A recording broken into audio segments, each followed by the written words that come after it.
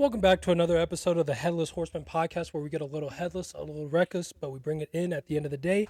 I'm one of your co-hosts today, Optimus Cockfish, joined today with See more butts. and welcome and joining us on this illustrious Sunday, April 7th. Hope you guys are doing well. Hope your families are doing well. Hope you guys enjoyed your Easter last week. And we just want to go ahead and give some congratulatory thanks to you guys on YouTube. Episode 43 or episode 44 did 6 views. So give it up for all you visual and audio listeners on YouTube. Thank you guys so much for what you guys are doing. We also got to play on Spotify as well. I think you guys are loving the shorts a lot on YouTube.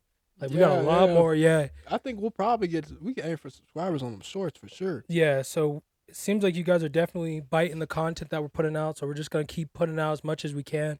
Do you have any updates?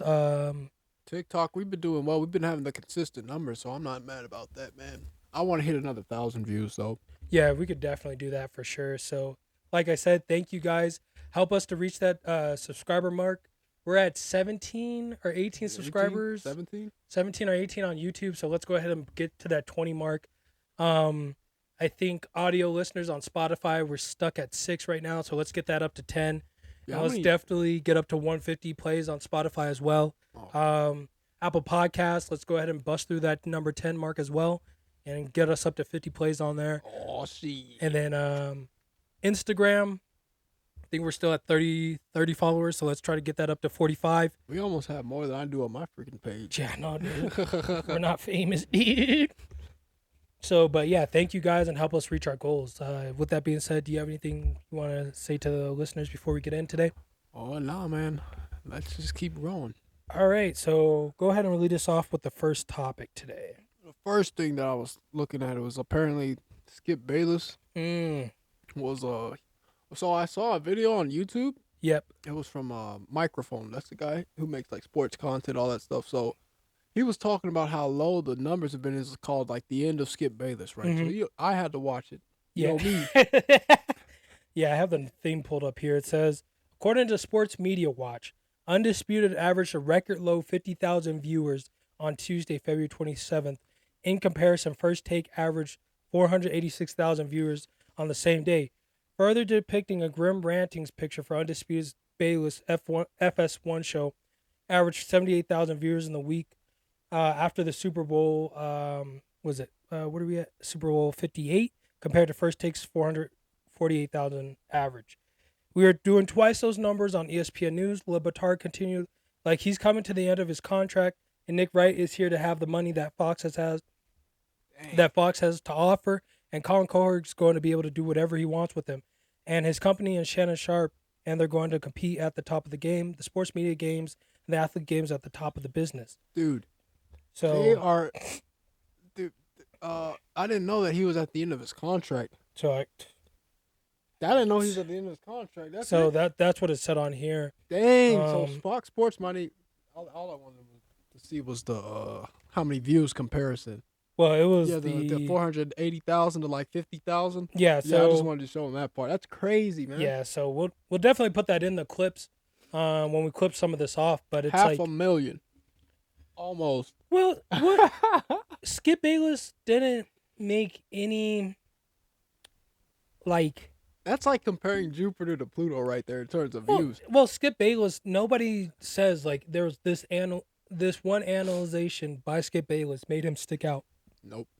He sucks, man. He's just made a career off of just saying controversial things about LeBron James. That, and then people will bring up, well, what about Tom Brady and Michael Jordan? Do you know how easy is it to say that you're the greatest of all, that this person's the greatest of all time when they already proved all the accolades? Exactly. And it's easy to take the coattails of the winning team and ride with them to the end. Exactly. That's easy after number 4, number 5, like or after Michael Jordan's had 6 rings and has all those accolades in the Hall of Fame. The same thing with Tom Brady. He's been doing media since like 91 or something exactly. like that. So it's not. I remember the other thing was Deion Sanders had to, I think, went on live television to talk to Skip Bayless when he was talking about the Dallas Cowboys and how about his gay teammate or something, alleged gay teammate. And Deion Sanders went up there toe for toe and defended him against Skip Bayless. And Skip Bayless was sitting there up there like, I believe it was Skip Bayless. I believe it was. But I think the point still stands. It's like, when Skip Bayless had to try to defend himself against Mark Cuban, and Mark Cuban was doing more analytics, basically Skip Bayless's job when talking about how to improve the game and how they need to play. It's like, what is Skip Bayless here for? Exactly. He was just that controversial take where he was talking about Dak Prescott's mom dying and how Dak Prescott need to step up because he played for the Cowboys. That and then stuff. What about what's his face with the Buffalo Bills? Darren, whatever, number 2. You know, the guy. Oh, Darnell Mooney. No. The guy that. Why the hell did I say Darnell Mooney? I was like, Jesus. I was like, he said something. I was like, didn't he say something about Darnell Mooney? Yeah, he did. As a matter of fact, he did. He said something controversial about Darnell Mooney. No, I was talking about the Buffalo Bills number 2, the corner, Darwin or whatever his face had his heart stop on the field. Yeah, that's Damar Hamlin. Yeah, Damar Hamlin. Why the heck did I say Darnell Mooney? Yeah, why did I think Darnell Mooney? Damar Hamlin. Yeah. So Damar Hamlin, like with that whole thing, it's like, dude, all he's made money off of is just being controversial. Like, it's different when you're like that's the whole problem with this whole era with sports media and just stuff in general. Everybody's trying to be an edgelord, like the guys from high school. Edgelord. Yeah, they're trying to be edgelords just so they can make it in the algorithm, do stuff. But it's like then when rubber hits the road, then they want to cry about it. It's like even Skip Bayless's personal podcast is probably not doing numbers the way Shannon Sharp's is. And Shannon Sharp's or, podcast is pulling more views. Shannon Sharp's or what's the other guy? Not Skip Bayless. Who's the other guy? The black guy. The other black guy. Stephen A. Smith. Jesus Stephen A. Yeah. Even Stephen A's is probably doing more than his. And he does exactly the same job. Yeah. So it's like Skip Bayless does not add anything of value as being a filter to help viewers understand the game of basketball, of football, Bayless, baseball. Like he better start tweeting Republican stuff. That's he's just an edgelord that doesn't know actually how to explain things. And it's like it's so easy to do that job. Like, how hard is it really to be a sports commentator when all you got to do is just rile people up, just stir the hornet's nest?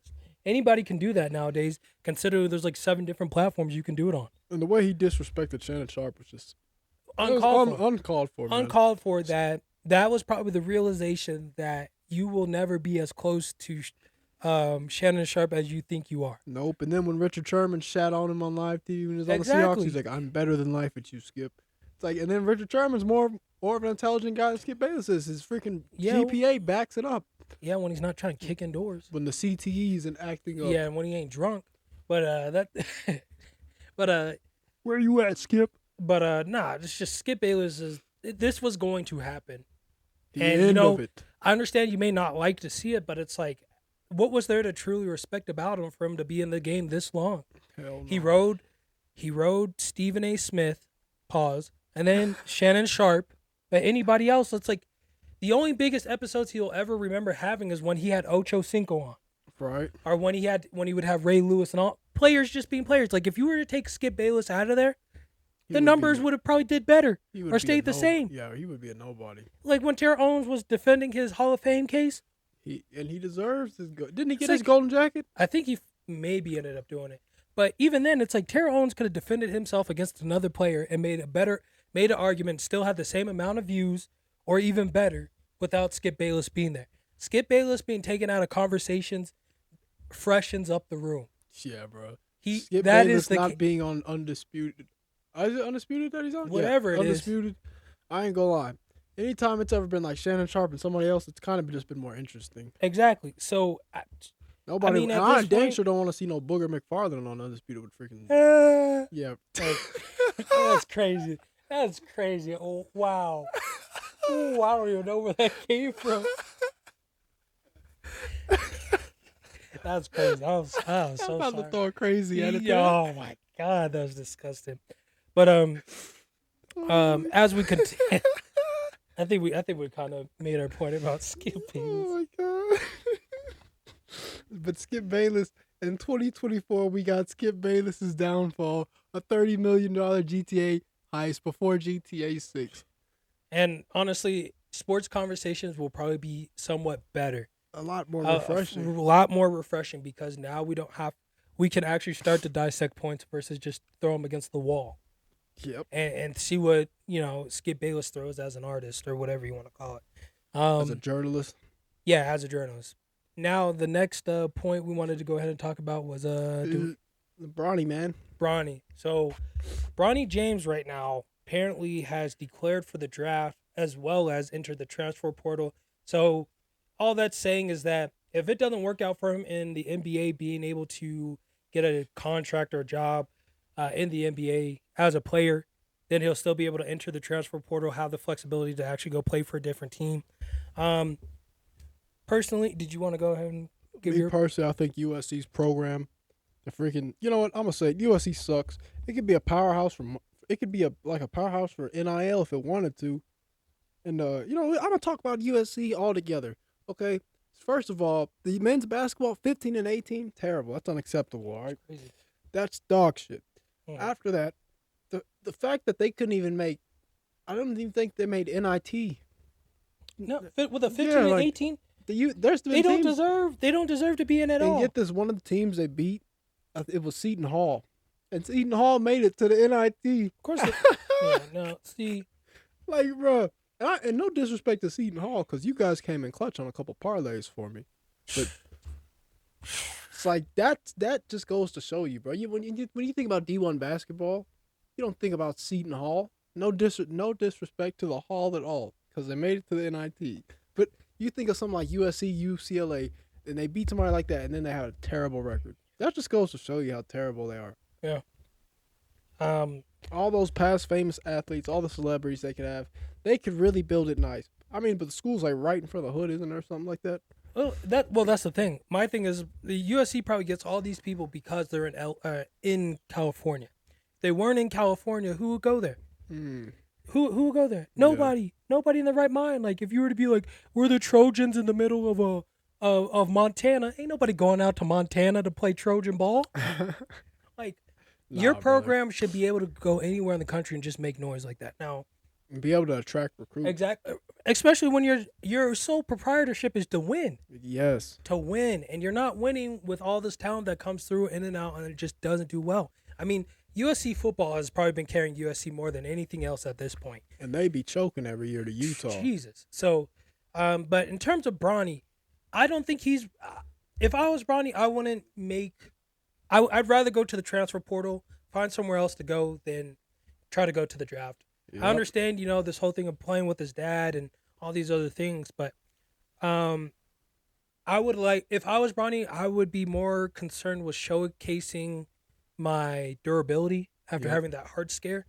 So playing more minutes, being on the court more, and actually making a positive impact on the floor. And then also showing that I'm able to do more than a 2-minute highlight reel of actually tying my athleticism together. Yeah, he's just got, if you look at his highlights, the majority of them come off with just like steals, fast break dunks, which shows that he's active on the defensive end. Is great. I want to see more of like the catch and shoot highlights. Yes, exactly. And I think you would have to go to more of a school that could understand how to put you in that position. Yeah, because which school do you think? The schools that got the best like catch and shoot highlights? Well, Gonzaga for sure, Villanova. So to me, it wouldn't just be about catch and shoot. Like, you need a place that wins. And under that winning ship, we develop you so you can become a winner. UConn would probably be one of my number one spots, because that coach, when he was giving that speech on the sideline, he's like, we got him right where we want him. This is where we bring the intensity. This is where we start forcing them to start making the mistakes. Them cats is dog tired, but at the end of that timeout, tongues was back in their mouth and their breathing was under composure. That's a place you need to be, because you need to have a place that pushes the intensity. UConn. I'd say Kansas. Bill Self at Kansas. Another place, maybe Kansas. If they developed the defensive mindset very well over there. Very well. I think who was in the Big 12? Houston. Oh God, I'm trying to remember. Houston, they're back. They're back too. I mean, Duke or North Carolina wouldn't be bad. Duke or North Carolina, Villanova, and Gonzaga for sure. Maybe Syracuse too. No, because I think freaking Carmelo Anthony's son is going there. I wouldn't. It's just more about the place you need to go that will actually test you and show scouts that you can overcome adversity. Syracuse, for sure. That's the number one. You overcoming adversity with longevity and resilience. Then all the athleticism coming together under it's naturally going to come together. Because you think about it, the more time you're spending on the floor, you're not nervous about your heart, and all those things that you're going to have to consider. But when you take that step outside that box, coming back from a health injury, now your mind shift focuses on making plays, defensively. Like, he could invest into becoming he's good on defense. Like he's solid there. And then offensively, because you're actually on the floor a lot more, you can start developing the flow. Because you don't have to think about your conditioning. You don't have to think about your health, right? You can just focus on playmaking. Yeah, bro. What did that coach have going on over there at USC? So, well, none of them know. None of them know. I mean, there's so much pressure with trying to. You have all these kids, who are these sons, right?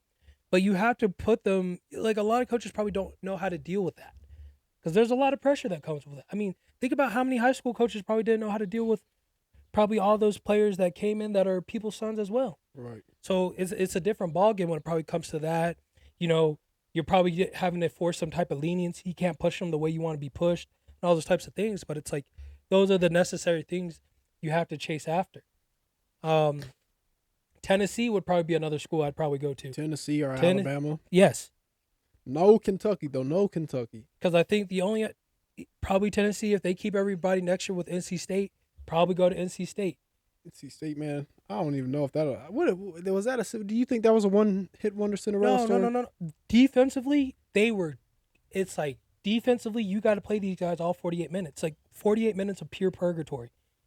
Like, for them to turn it around on that run, to go on like a 5-game win streak, to beat out everybody, have a negative record, I believe, in the ACC conference championship, like building up to the championship. So they just win all those games, and then they just turn it around.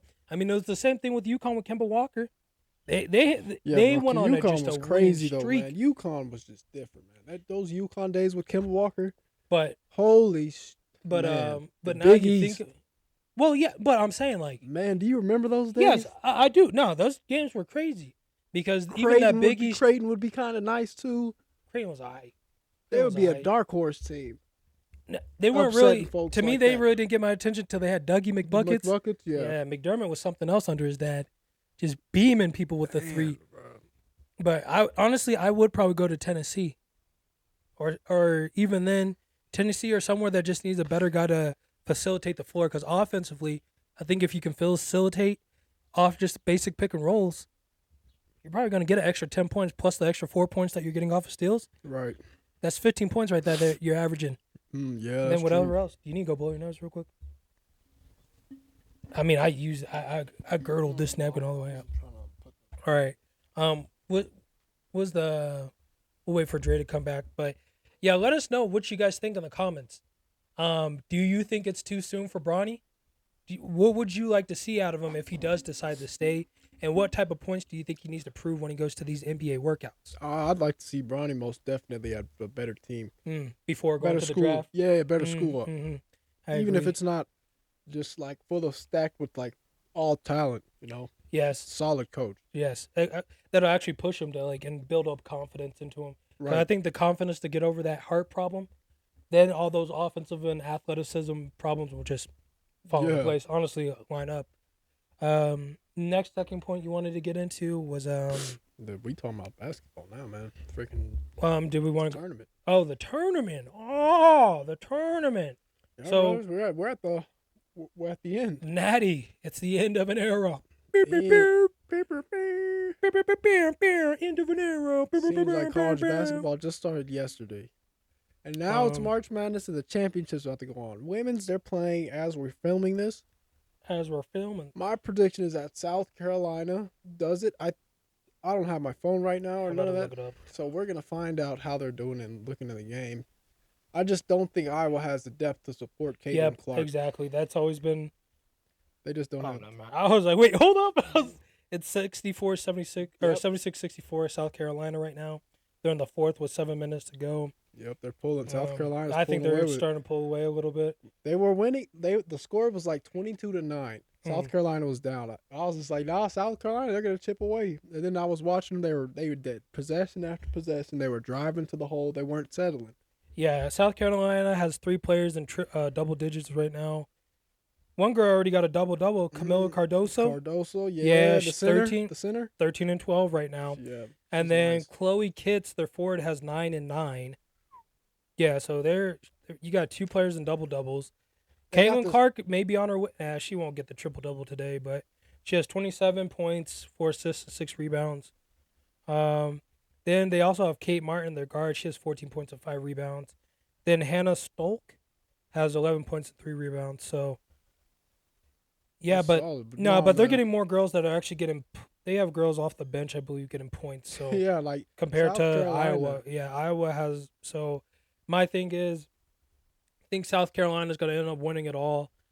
UConn, I think men's is going to win it all. To be honest. UConn is about I Yeah, think 'cause those UConn's gonna cats- load up on Purdue. Zach Edey about to be looking like a New Yorker on September 1st, 2001. The tower's about to be collapsing, dog. It's about to get crazy up in here, man. It's about to get crunk. Well, I think it's UConn is about to hit him with that blitzkrieg, dog. Well, Dan Hurley got named Coach of the Year, so he's a Naismith Men's Coach of the Year. But every game they've won up to this point has been by double digits. They've been on like a 5-game tear of winning by double digits. And I think, to be honest, if I'm them, I don't know if they have the center to match up with Zach Edey, but I'd play literally almost like the same thing with Tennessee. But I think you just got to capitalize better than Tennessee did. Because Tennessee knew he was going to drop his points.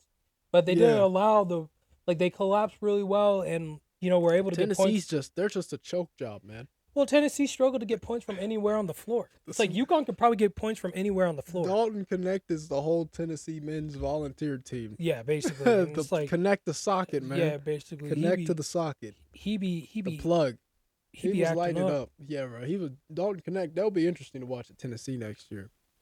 Well, I mean, so that's just kind of Ziegler is he gonna be there? 'Cause I think he's a senior.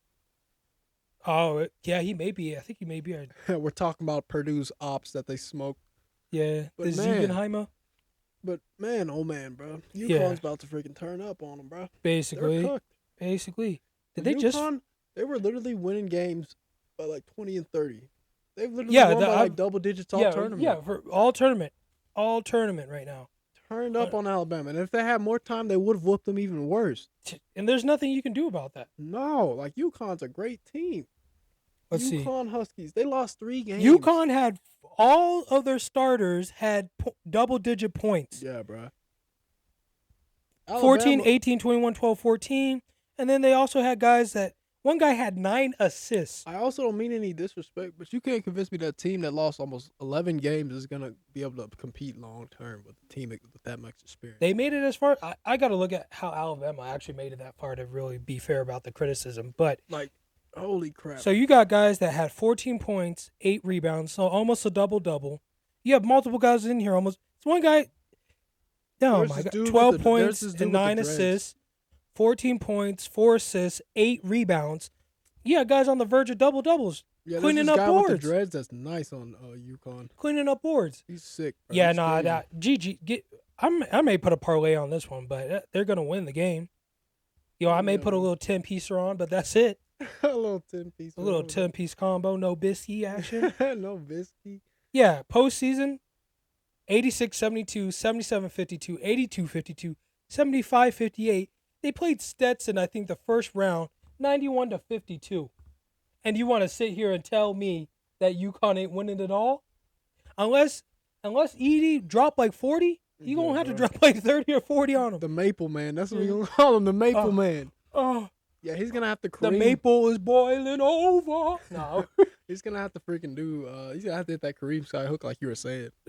But then also defensively. Let's talk defensively. He's good, though, on the defense, man. He's good, everybody bro. else has to.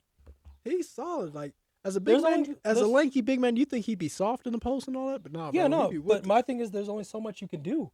Yeah, because UConn's a good three-point shooting team. See, and that's what I'm talking about. It's like you gotta defend all that. You gotta cover all that. good aim. Like Gen Z, good aim.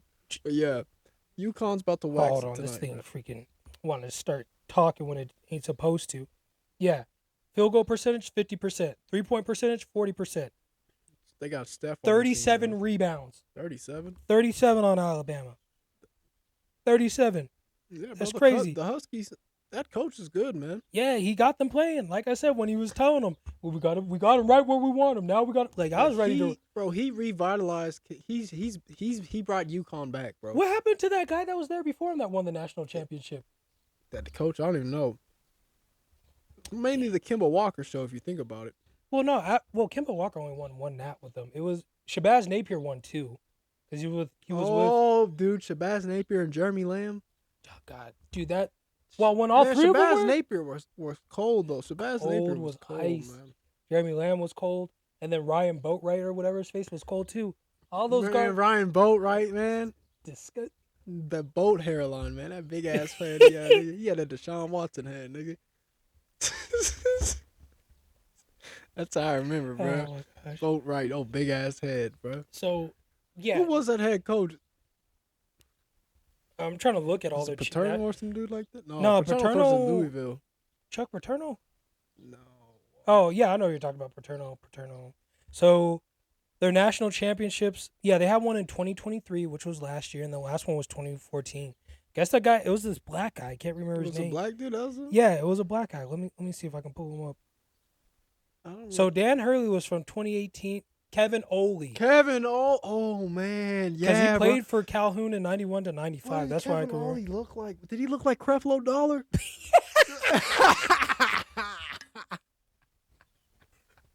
That's what we be saying. He looked like, yeah, man. Oh, he was fired for just cause related to an NCAA investigation of the program. Wow. Oh, wow. Yeah. So, Dan Hurley coached at Wagner College in Rhode Island. Yeah. He got them boys playing. Oh, man. That's funny as hell. Creflo Dollar, bro. This is changing your world with Coach Kevin Ollie. And then Jim Calhoun era. Jim Calhoun. Yeah, he was crazy too. So, yeah, I think that kind of sells who we got. Yeah, South Carolina probably going to end up pulling this bad boy out. 72. Oh, wow. 72-78. They're getting some defensive stops. They're coming back. Caitlin has 30 right now. She just heated up, bro. She just scored 37 and 5. Yeah, 37 and 5 right now. She may get a double-double. Dude, she's getting active on the boards. She said, I will not lose. I will not lose. Ice Cube gave me the deal, not you. I got $5 million. Smokey, you better make it enough. You better get right game and get on this. No, boy. Okay, that was terrible. That was crazy. Yeah, that was 72-80. Okay. But you got any other closing remarks that we want to? Oh, man, we had a good-ass podcast today, man. Yeah, it was a little 30-minute show. Oh, yeah, boy. Yeah. Do we want to talk about? Well, there's some other ones I think we could talk about next week. But, again, so we're going to go ahead and wrap this episode up. Thank you guys for tuning in to another episode of the Headless Horsemen Podcast where we get a little headless, a little reckless, but here we are bringing it in at the end of the day. And I'm one of your co-hosts signing off, Optimus Coctimus, joined today with Seymour Butts. And last but not least, thank you guys again. Let's hit those goals. Let's get up to them 20 subscribers on YouTube. Let's go ahead and break those 30 followers on Instagram, Spotify. Let's go ahead and get it up to 150 on the plays. 10 followers on there. 10 followers on the Apple Podcast.